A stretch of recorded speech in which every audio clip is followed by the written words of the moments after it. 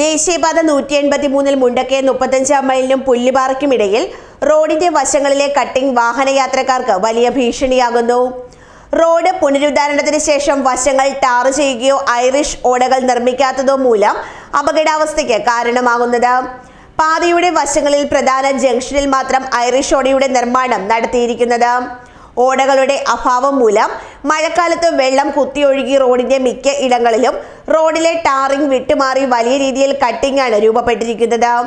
പാതയിലെ വീതി കുറഞ്ഞ ഭാഗങ്ങളിലും കൊടും വളവുകളിലുമാണ് ഈ പ്രശ്നം രൂക്ഷമായിരിക്കുന്നത്. എതിരെ വരുന്ന വലിയ വാഹനങ്ങൾക്ക് വശം കൊടുക്കുന്നതിനായി റോഡിന്റെ അരികിലേക്ക് ഇറക്കേണ്ടി വരുമ്പോൾ ടയറുകൾ ഈ ആഴത്തിലുള്ള കട്ടിങ്ങുകളിലേക്ക് വീഴുന്നു. മൂർച്ചയുള്ള കല്ലുകളും ടാറിങ്ങിന്റെ അരികും തട്ടി ടയറുകളുടെ സൈഡ് വാളുകൾ കീറി നശിക്കുന്നത് ഇവിടെ നിത്യ സംഭവമായിരിക്കുകയാണ്.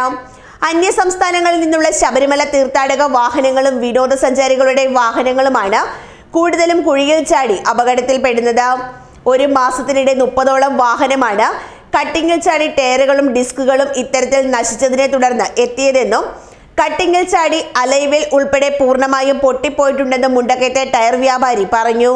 35 മൈലിനും കുട്ടിക്കാനത്തിനും ഇടയ്ക്ക് റോഡുകളിൽ സൈഡിൽ കൂടെ വരുന്ന കട്ടിങ് മൂലം നിരവധി വാഹനങ്ങൾ, അതായത് രാത്രിയിലും പകൽ സമയങ്ങളിലും നിരവധി വാഹനങ്ങൾ സൈഡിൽ കൂടെ എഡ്ജിൻ്റെ ഒരു പ്രശ്നം മൂലം ടയർ പൊട്ടുന്നുണ്ട്. ടയർ മാത്രമല്ല അലോയ്സ് കാര്യങ്ങളെല്ലാം പൊട്ടുന്നുണ്ട്.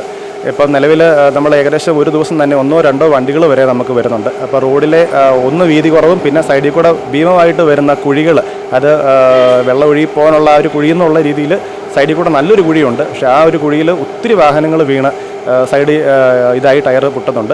അപ്പോൾ പുതിയ വാഹനങ്ങളെ സംബന്ധിച്ച് പറയുവാണെങ്കിൽ EV വാഹനങ്ങൾക്കൊന്നിനും സ്റ്റെപ്പിന് ടയർ പോലുമില്ല, എല്ലാം പഞ്ചർ കിറ്റ് മാത്രമാണ് ഉള്ളത്.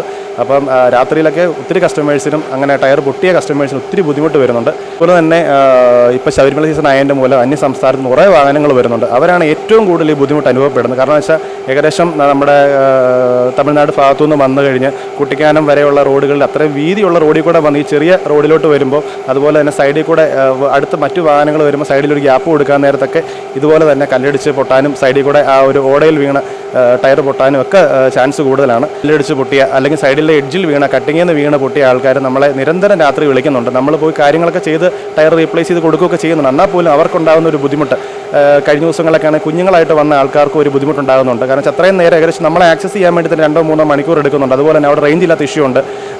വേറെ ഹോട്ടലോ അല്ലെങ്കിൽ റൂംസോ ഒക്കെ നമുക്ക് ബുദ്ധിമുട്ട് വരുന്നുണ്ട്. അതുപോലെ തന്നെ ഏറ്റവും കൂടുതൽ ബുദ്ധിമുട്ട് അനുഭവപ്പെടുന്ന അയ്യപ്പന്മാരാണ്. അയ്യപ്പന്മാർക്ക് വന്നപ്പോൾ സമയത്ത് നിരവധി ഈ ഒരു മണ്ഡലകാലത്ത് ഏകദേശം ഒരു 30ഓളം വണ്ടികൾക്ക് ടയർ നമ്മളിവിടുന്ന് റീപ്ലേസ് ചെയ്ത് കൊടുത്തിട്ടുണ്ട്. പക്ഷേ കട്ടിങ്ങിൽ ചാടി ഇരുചക്ര വാഹനങ്ങൾ നിയന്ത്രണം തെറ്റി അപകടത്തിൽപ്പെടുന്നതും പതിവാണ്. ടയറുകൾക്ക് പുറമെ വാഹനങ്ങളുടെ സസ്പെൻഷനും അലൈൻമെന്റും തകരാറിലാകുന്നത് ടാക്സി തൊഴിലാളികൾക്കും സാധാരണക്കാർക്കും വലിയ സാമ്പത്തിക ഭാരമാണ് ഉണ്ടാക്കുന്നത്.